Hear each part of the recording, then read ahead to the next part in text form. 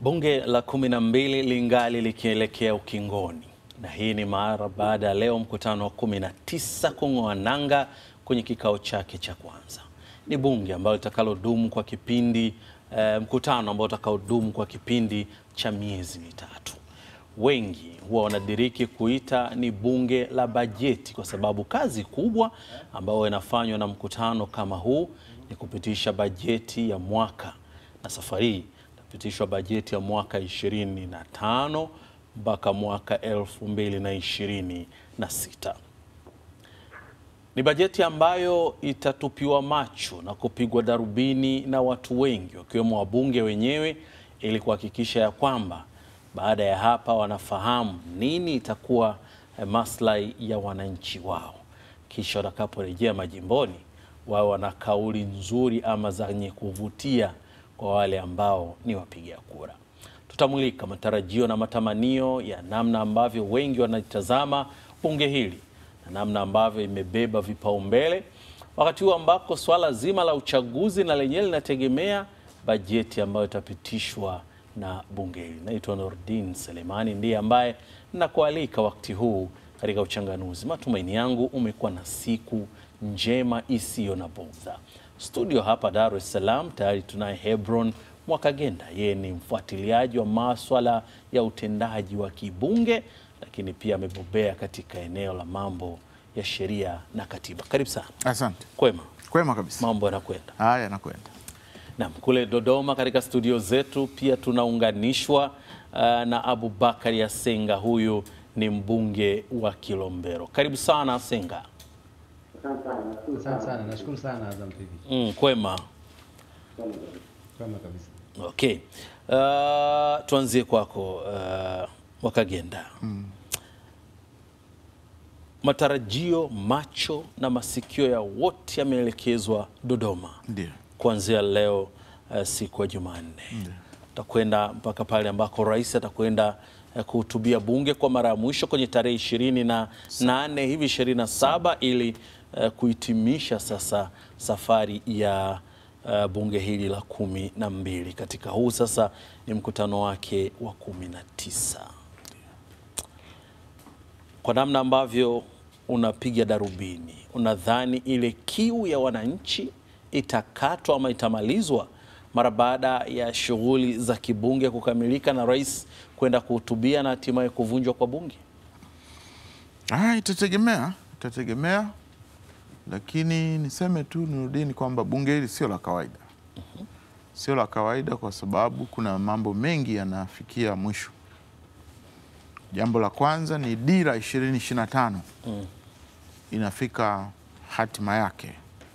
Kwa hiyo tunategemea kwamba hotuba za mawaziri wote akiwemo waziri mkuu zitakuwa zinaeleza kwamba tumefikia wapi kuhusu dira 2025, yani miaka 25 iliyopita.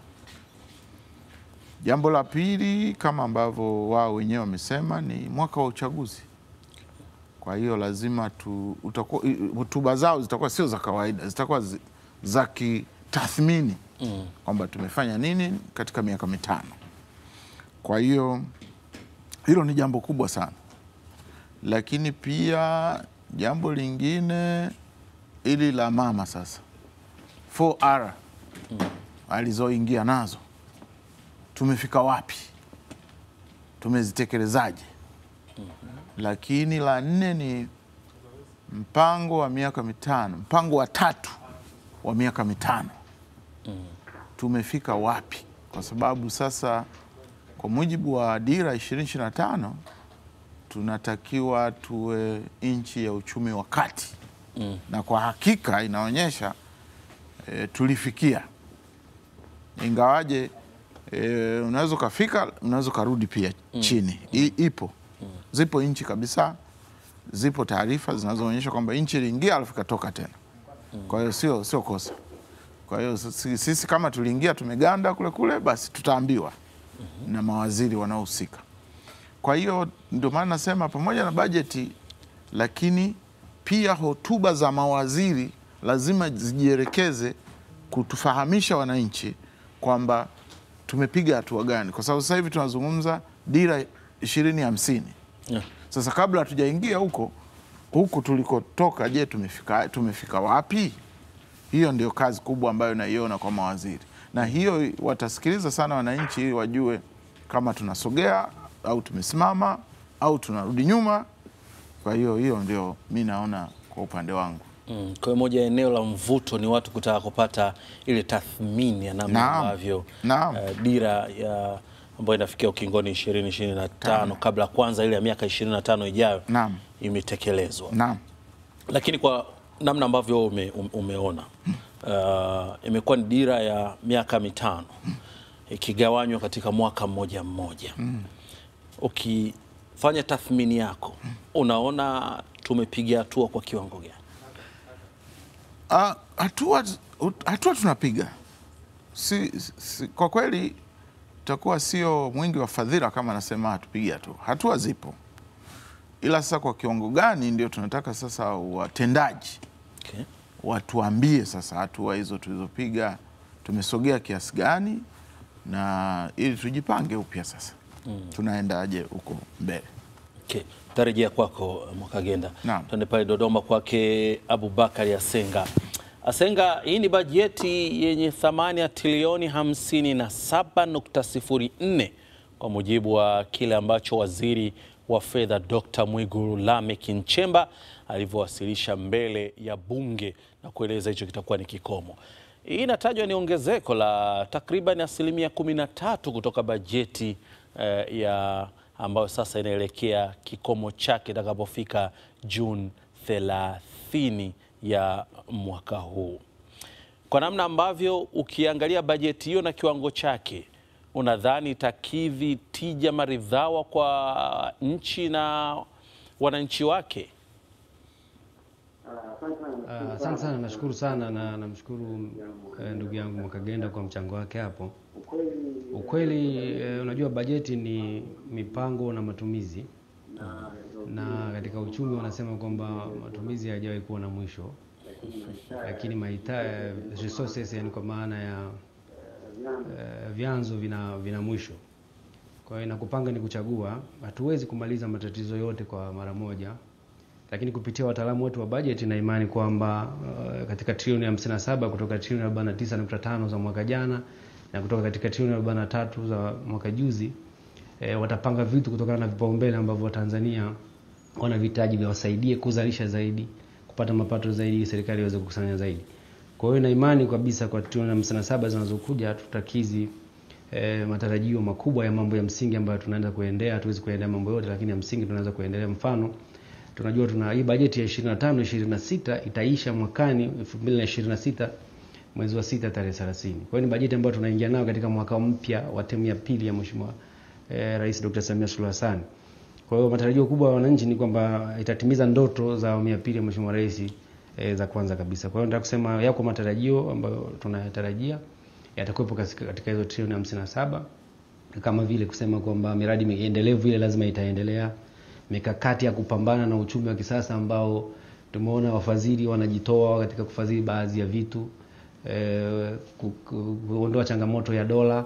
Na ili tuendelee kikubwa katika economics, katika uchumi, ni nchi ni kama duka hivi, unapunguza unapunguza importation kwa kadiri utakavyoweza. Vile vitu ambavyo unaviingiza kwa kutumia hela yako nyingi unavipunguza, na wewe unajitahidi kuzalisha unavyoviweza uweze kuuza nje uweze kupata mapato. Kwa hiyo kwa ukweli na imani kwamba viongozi wetu wataendelea na utulivu katika hali hii ili tuweze kuendelea, kwa sababu katika dunia hii sasa hivi inaonekana kwa kweli viongozi wasipokuwa watulivu wakatulia, kupata muendelezo wa maendeleo inakuwa ni jambo kubwa sana, kwa sababu katikati kuna vitu vingi vinaingia. Mataifa makubwa yanakuwa na misimamo yao, wanavutwa huku. Kwa hiyo na imani kwamba trilioni 57 zinaweza tukatuvusha katika mwaka 25-26.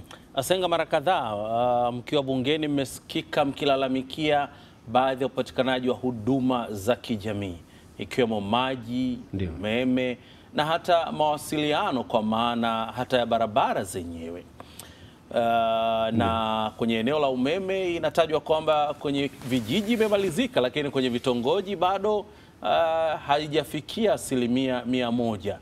Kwenye upatikanaji wa maji ukitajiwa 100%, bado hatujafikia 100% kwenye maeneo yote. Na Rais na serikali yake imekuwa ikisukuma sana kwenye hayo maeneo mawili. Unaona, mara baada ya bajeti kuwekwa mezani, kutakuwa kuna utofauti wowote wa hali ya mambo kwenye maeneo hayo mawili?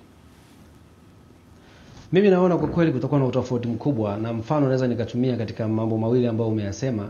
Katika jimbo la Kilombero tu ambako tulikuwa tuna uhaba mkubwa wa maji, kwa mfano tarafa Ifakara, mji wa Ifakara, takriban watu 200,000, lakini walikuwa wanakunywa maji ya visima. Tathmini imefanyika, inatakiwa bilioni 41 za kujenga mradi mkubwa wa maji. Tushajenga ule mradi, umefika karibu 50% sasa hivi. Kwa hiyo imani yangu ni kwamba bajeti hii ya 25 kwenda 26 itaendelea kutoa pesa ule mradi ukamilike pale, ili tufikie ile 100%, 90% ya kugawa maji kwa wananchi wetu kwa asilimia kubwa. Na kata nyingine ambazo ziko nje ya mji wa Ifakara mfano zinapewa milioni 500, milioni 600 za kujenga miradi midogo midogo na vile visima ambavyo Mheshimiwa Rais alitupatia vitano katika majimbo. Kwa ina imani katika bajeti hii kama tutapata muendelezo wa zile fedha itatusaidia katika sekta hiyo. Kutolea mfano pia jimbo langu tu kwenye nishati tumepata mradi wa bilioni 25 wa kuzuia katika kwa umeme.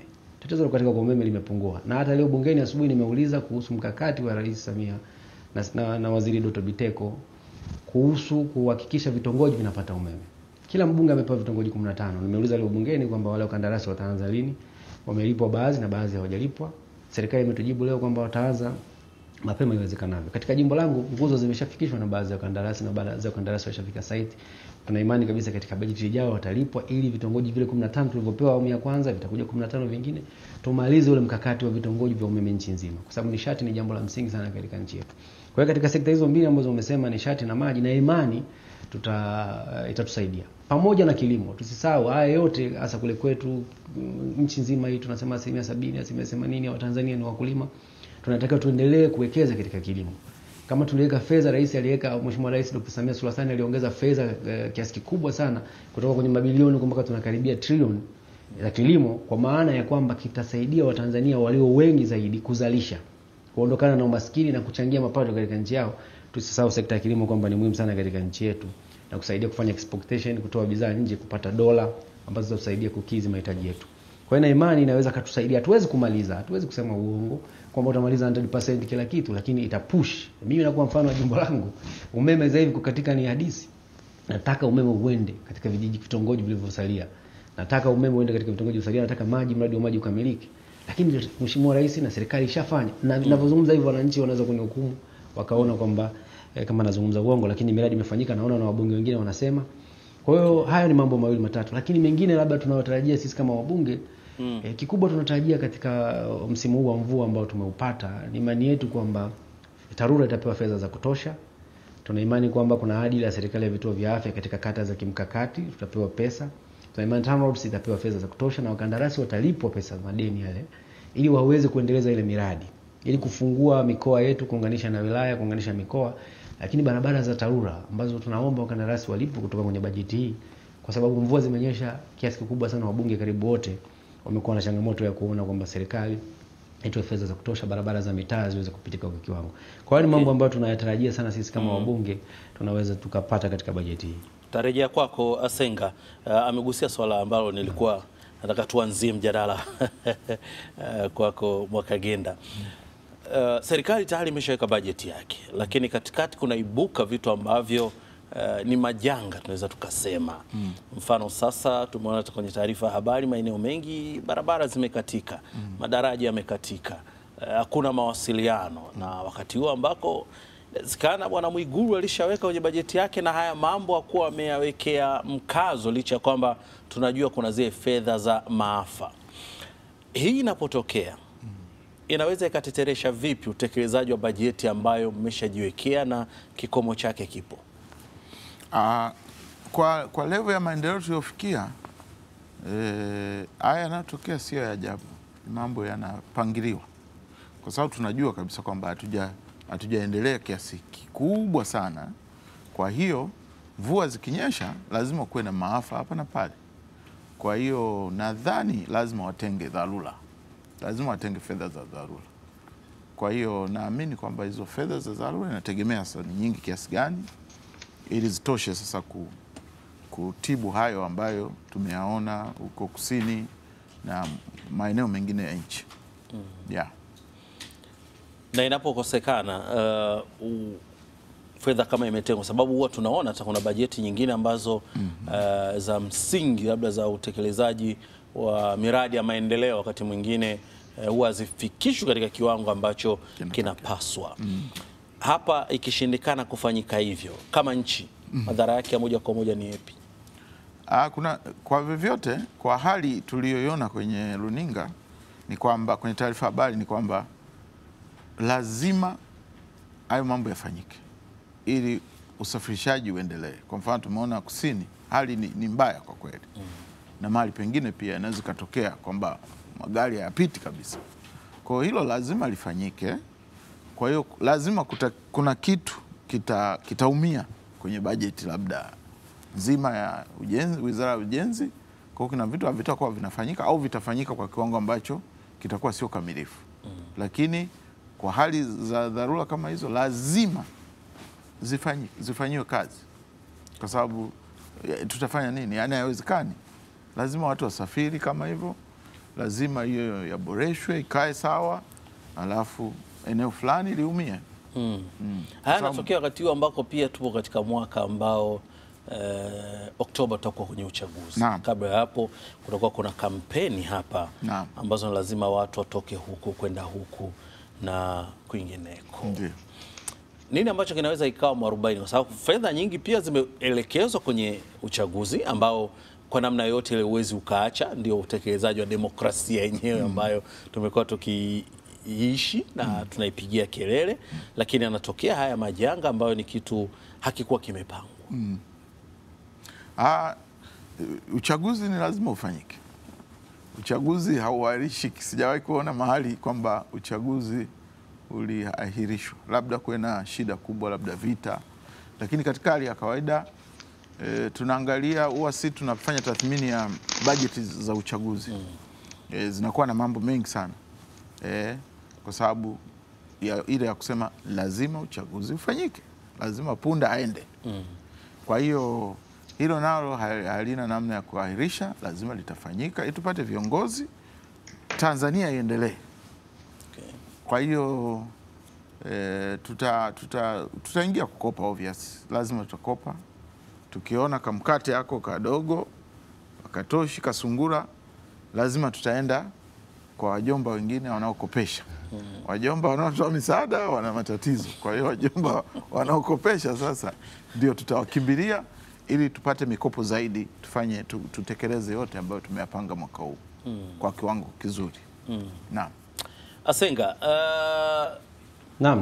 ulianzisha hiyo ya kueleza kwamba kwa sasa baadhi ya maeneo yamekumbwa na shida kidogo na namna ambavyo serikali inafaa kutekeleza, lakini katikati yake pia taarifa CAG wakati akikabidhi ripoti yake kwa Rais Dr. Samia Suluhu Hassan Ikulu Dar es Salaam aliainisha kwamba pia hata deni la taifa na yenyewe limeongezeka na kufikia trilioni 97.35. Hivyo lazima kama nchi tutenge fedha nyingine kwa ajili ya kuendelea kulipa madeni, na Mwakagenda hapa amesema sisi wale wajomba ambao tulikuwa tunawategemea kwa kutupa hisani kwa sasa wengi wameanza kuchoropoka, kwa hiyo lazima tutumie vyanzo vyetu vya ndani ama kuendelea kukopa.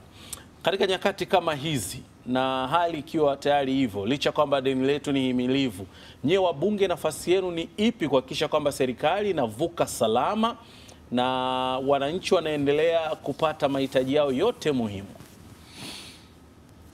Asante sana. Nafasi yetu sisi kama wabunge ni ile kazi yetu ya kikatiba, kuishauri serikali, kuisimamia na kutunga sheria. Kama nilivyosema mwanzo, katika nyakati hizi kwa kweli katika vitu ambavyo tunapaswa kuwaombea viongozi wetu ni utulivu. Na sisi tumshukuru Mungu sana, katika nchi yetu leo unaweza kwenda benki kukopa. Katika nchi yetu leo unaweza kufanya biashara unayoitaka, una uhakika kuweka pesa zako benki wazikuta. Lakini tunaona uchumi ulivyotikisika, kuna baadhi ya nchi nyingine huwezi kufanya kitu kama hichi. Swala deni la taifa ni deni ambalo linashtua. Unaona Watanzania wengi ni waoga sana kudaiwa na kukopa.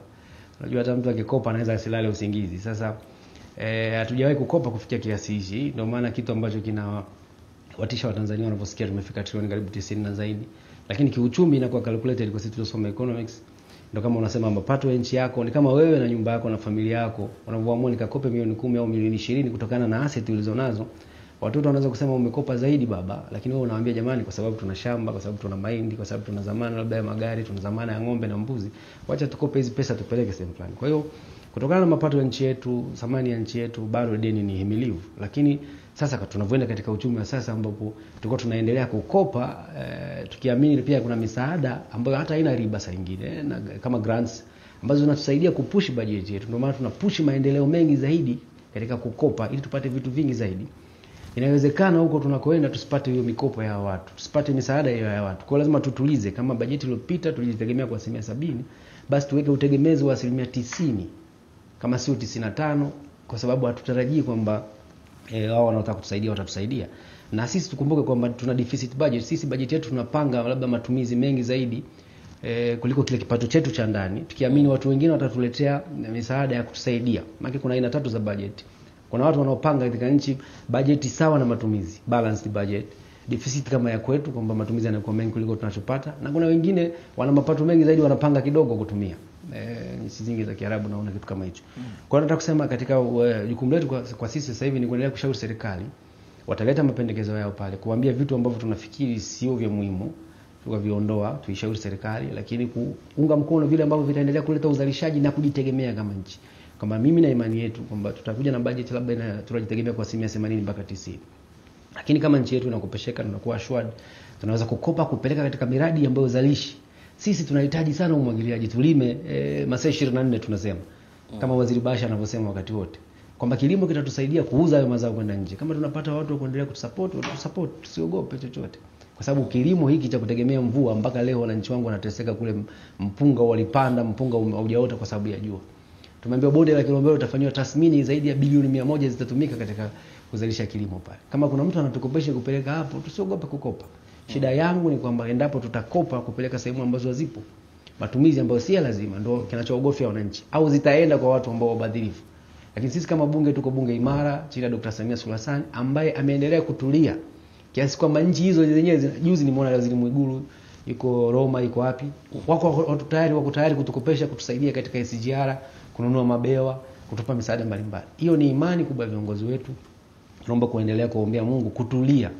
Kwa sababu usimuone hata kiongozi wote wa nchi analeta jeuri kwa mataifa na makauli, lakini kuna upande katika dunia hii lazima atakuwa anaegemea, watamhakikishia assurance yake. Kwa hiyo mimi nataka kusema tuna imani kwamba tutavuka salama kipindi hiki kama tulivuka salama wakati wa corona. Sisi tu support kama wananchi, support viongozi wetu, na hasa kikubwa kuombea Mungu. Okay. Wakati tunatukimbia Mwakagenda, neno lako ni nini sasa wakati ambako watu wakiwa na matarajio na kusubiri kwa hamu na gamu bajeti? Nakumbuka kwamba atakayefungua dimba ni Waziri Mkuu Kassim Majaliwa.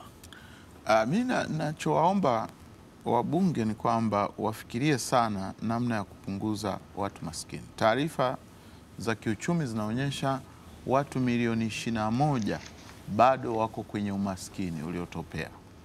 Kwa hiyo tunafanya yote hayo, lakini bado maskini hawapungui sana, wanaongezeka. Kwa hiyo yote tunayofanya haya tuelekeze yote nguvu zetu zote kama alivyosema mbunge, lakini tujue hilo ili tupunguze watu maskini katika nchi.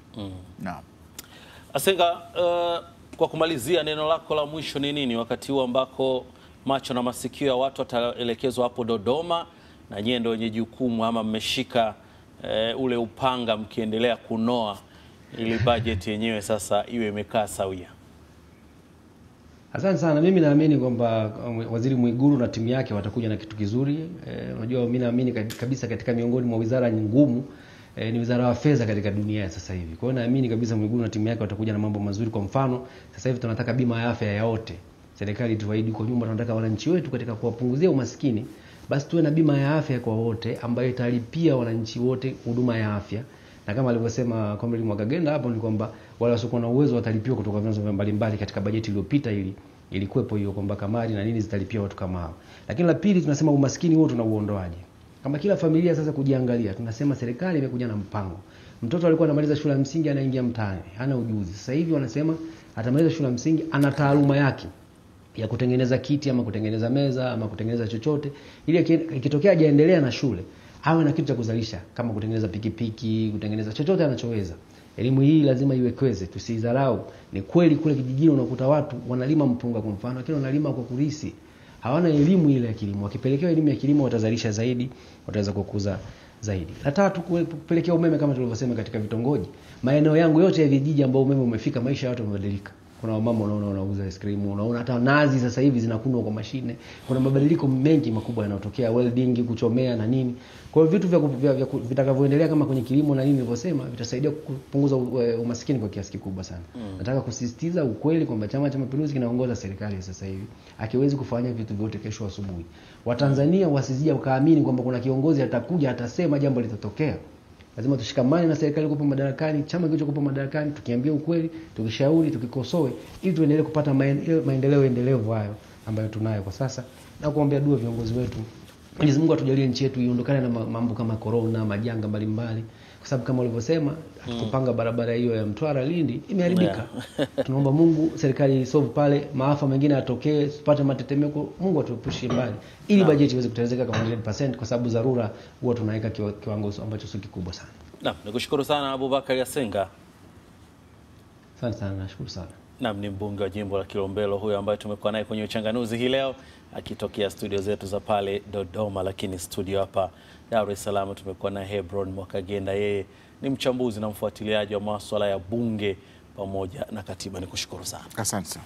Na mimi naitwa Nurdin Selemani. Ndivyo ambavyo tunaweka nanga ama tunafika tamati ya Uchanganuzi kwa siku ya leo. Yangu matumaini ya kwamba utaungana nasi tena kesho panapo majaliwa yake Allah. Utakia usiku mwema na kwaheri.